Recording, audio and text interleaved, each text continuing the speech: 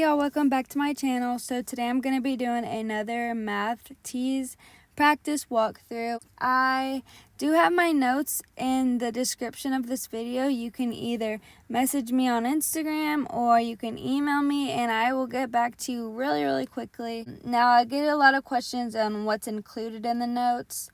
It is 7 pages of English and reading, and I did just update that last month, so they're all brand new notes.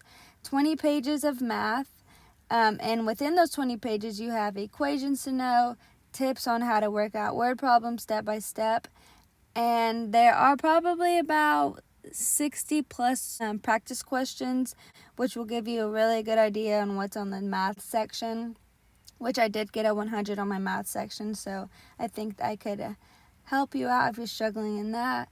And then for my science, I have 20 pages of science. I have systems to know, chemistry, biology, mainly anatomy, but I do have all of those in with my science notes. If you have any questions, like I said, you can message me on my Instagram or email me. I get back very quickly.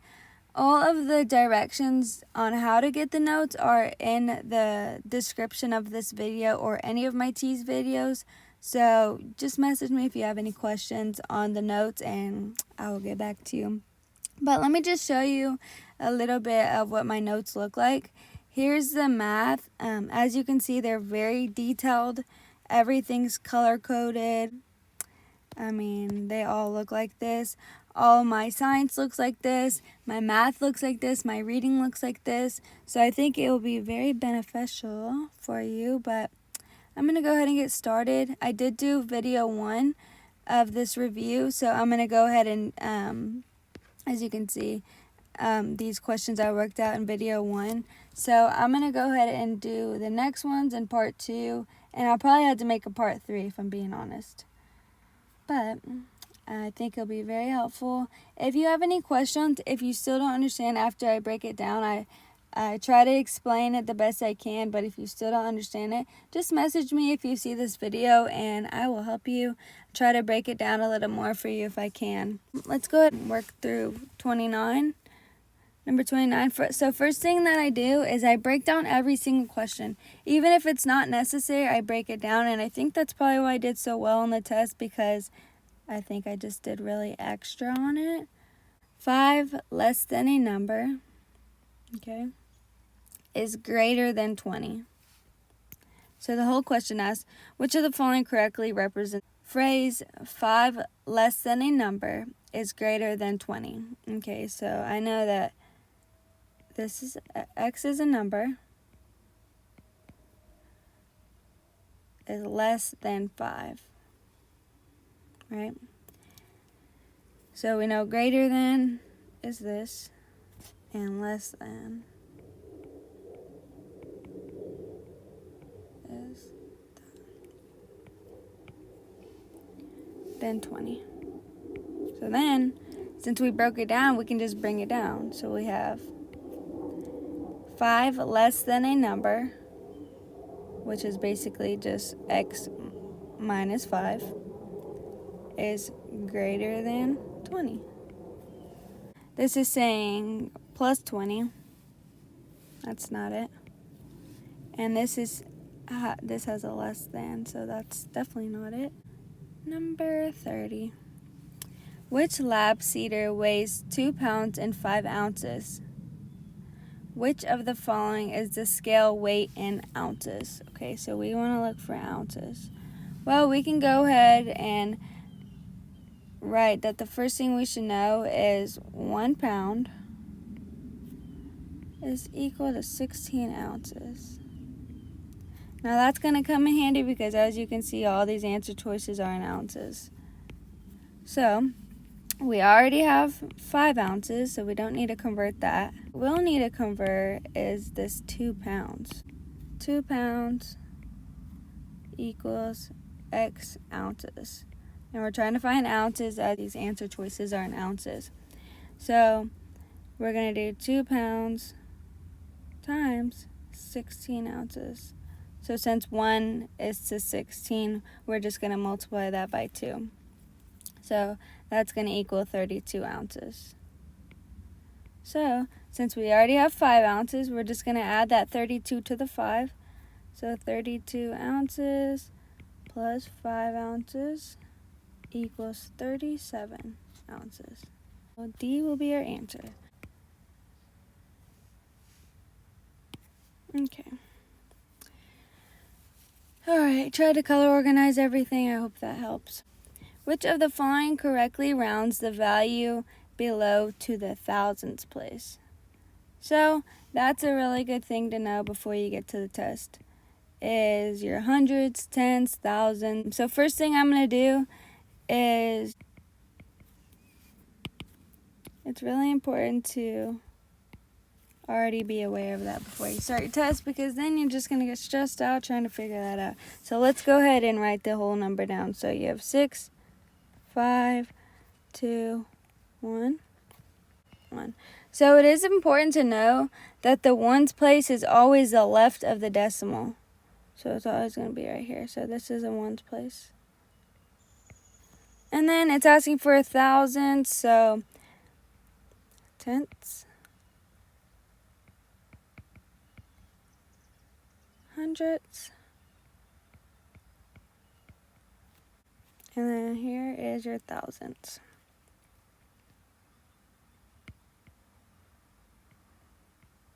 Okay, so since we're rounding here, we're going to look at what's been behind that, and since it's a 7, we're always going to round up. If it's a 5 or above, we're going to round up. Okay, so since this is a 7, we're just going to round up.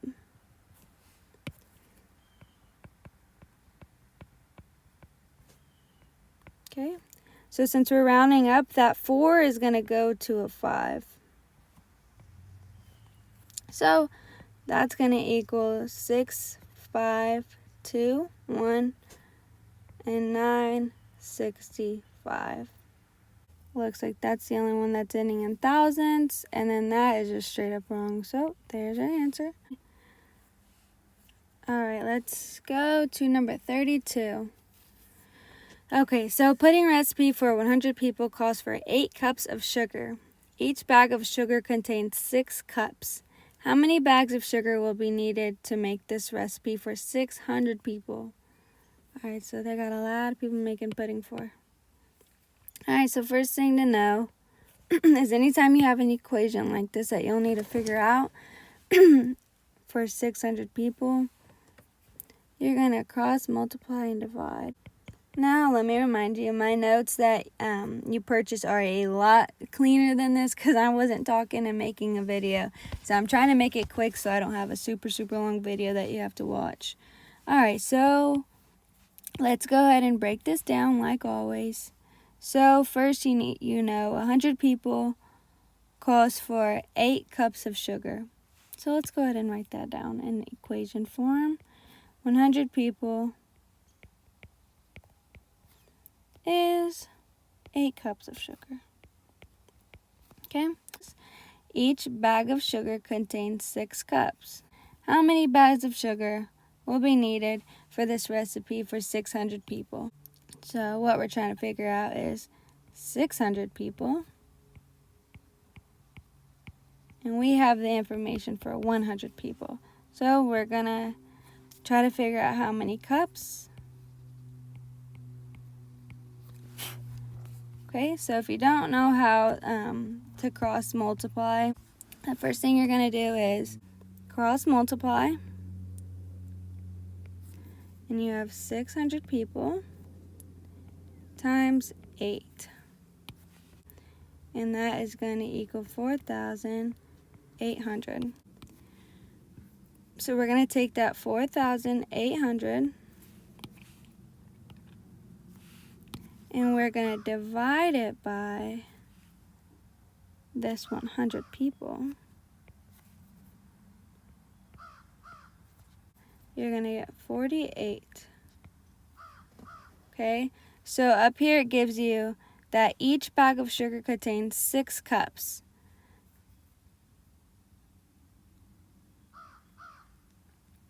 So you're going to take that 48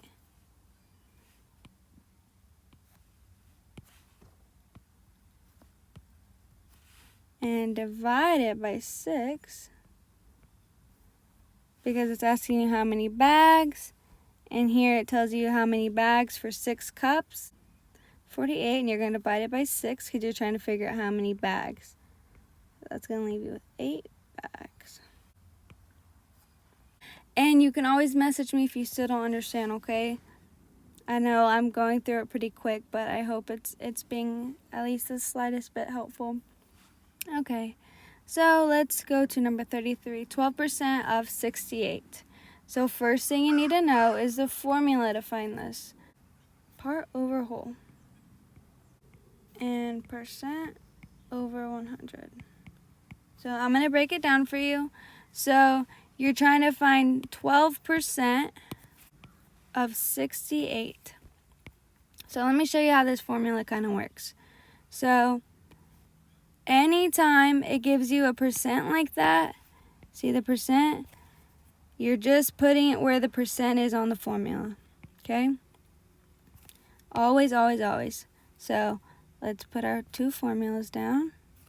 So since it gave me 12%, you just put it in the percent place. So 12% is going to go here.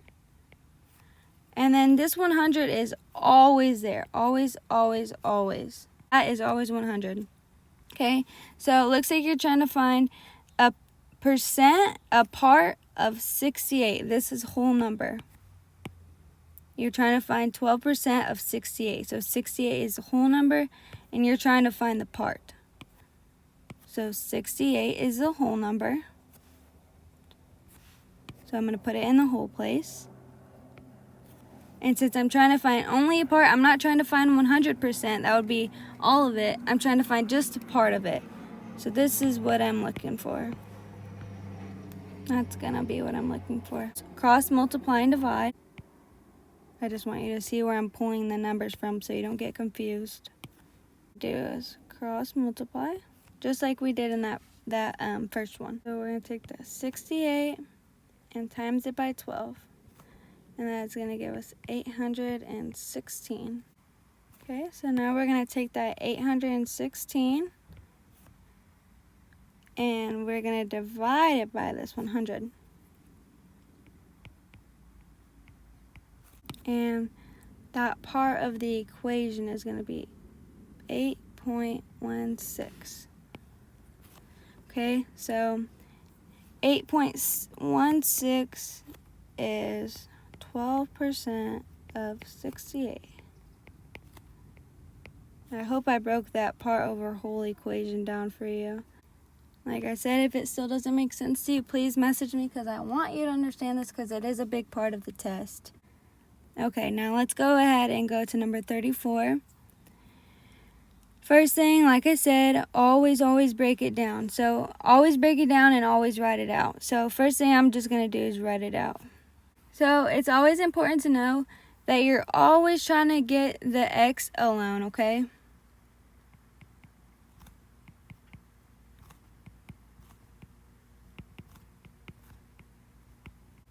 But this is really important to know going into an equation like this. Okay, so since I'm trying to get this number alone, I want to find out what k equals. So I need this alone because somehow this k is going to equal this negative 54. Okay, so what I do to one side, I always have to do to both sides. So I'm going to go ahead and get rid of this negative 9. So since it's multiplying, I'm going to divide it to get rid of it. Negative 9. And then if I do it to this side, I'm going to have to do it to this side. So divided by negative 9. So I'm going to go ahead and cancel that out. I don't need that anymore. I zeroed it out.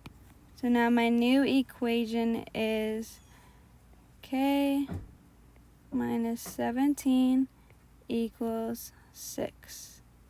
Because negative 54 divided by negative 9 equals 6. Okay?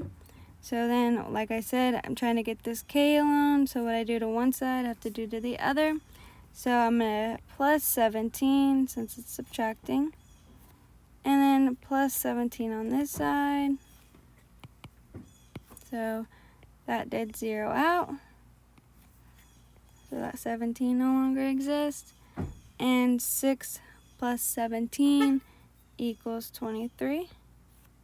So looks like K equals 23. And one thing I really like to do is just double check my work. So I can even just go in here and rewrite the equation and see if that 23 does work in there. This is one thing I like to do, especially if I have extra time. So one thing you can do is just go in there and do 23 minus 17, just 6. And times that by -9. So -9 times 6 equals -54. Which is perfect because it just shows that they're equal. That I did do the math right. That's one thing you should always do. Just go back and check your work. Plug in the answer that you got. Since I got 23. And I just wanted to check my work and make sure it was 23. Just plug it in that actual equation and see if that works. Let's go ahead and jump over to number 19. So of course I'm going to continue to do these videos. Y'all just comment down below what you want to see next and I will do that. I am in nursing school, so it's a little hectic. So first thing to know for equations like this is always, I cannot stress that enough, use order of operations. You can't just go in here and randomly work out the problem. You always have to use order of operations. And that is PEMDAS. I'm sure you've heard of it before in school. It's just something easy to help you remember which order goes in what. So always, like I said, write everything out. You know, even if you don't think it's necessary, I promise it'll help you in the long run so you don't make any dumb mistakes.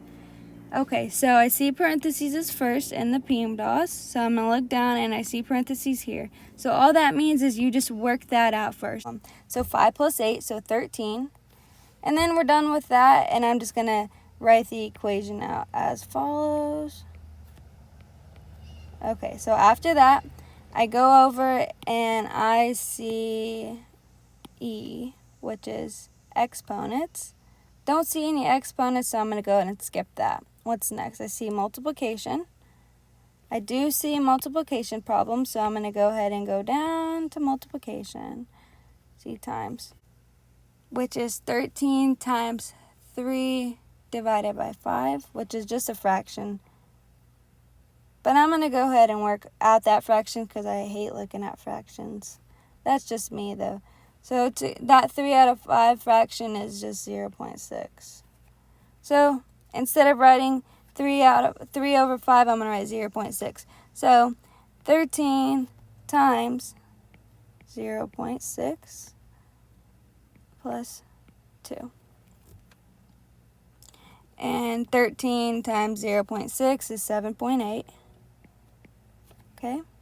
And then, like I said, I write as follows.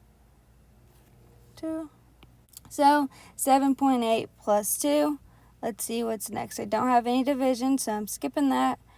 Addition. I do have an addition problem, which looks like the last problem. So we're going to do 7.8 plus 2 is 9.8. Now this is a really important thing to know. If you don't know it, put it in your head and keep it there because this will come in handy for your test. I promise that. So 9.8. I'm going to go ahead and finish there. And obviously there will have to be a third point to this. I did work through a lot in my first video, and then I worked out a lot in this video. Wow. I did get a 100. Like I said, I want to help you out because it was a goal of mine to finally pass my TEAS, and I finally did it. So now I just want to help everybody else that's struggling too. I know math can be super tricky, especially when there's only 54 minutes to complete 36 questions. For my practice questions that you purchased from my notes, I numbered all of the steps, so everything's pretty easy to figure out. If you don't understand math, I think that those notes will help for sure. If you have any questions, message me on my Instagram, CaitlinSaldana, or email me, caitlin539@gmail.com. I do answer very, very quickly. I'm in nursing school, so I have a couple of days off during the week, and if you get the notes, I usually send them within like the 10 minutes that you sent the money, unless I'm busy, of course. Now, I do not have my phone on me 24/7, so I try to get back as quickly as possible. Hopefully that's understandable. Thank you for watching, and like I said, comment down below any videos y'all want to see. If you want me to do like an updated whole TEAS video, I can do that. I haven't done that in a while. Y'all message me if you have questions, and thank you for watching. You can comment down any questions you have in the comment section, and let me know what y'all want to see next. Good luck.